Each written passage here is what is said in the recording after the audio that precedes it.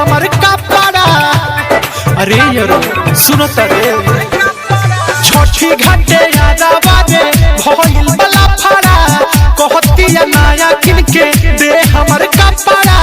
करत से कहत बिया काका से सुना सिलवा के ललकी ओढ़निया जर गौए पड़ा कहाँ से।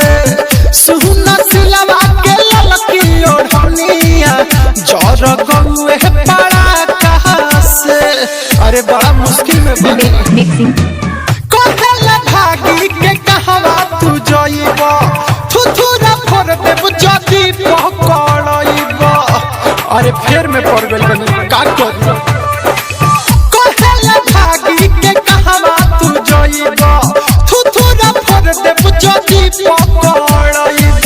मरल समाई ओकर ढाका से सिलावा के माई सिरिये सबिया हरे।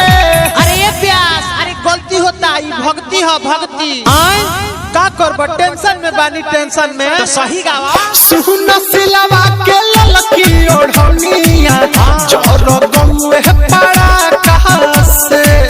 सुना सिलवा के ललकी ओढ़निया जर गौए पड़ा कहाँ से। विवेक मित्र के तरफ से छठ पूजा की हार्दिक शुभकामनाएं।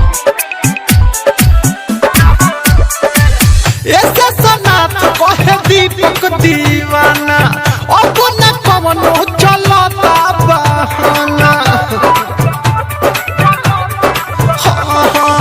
ऐसा सनात कहे दीपक दीवाना अब न कवनो चलता बहाना। बढ़ल बात हित जाका से सुना सिलवा के ललकी ओढ़निया जर गौए पड़ा कहाँ से। सुना सिलवा के ललकी ओढ़निया जर गौए पड़ा कहाँ से। अरे बड़ा मुश्किल में बानी।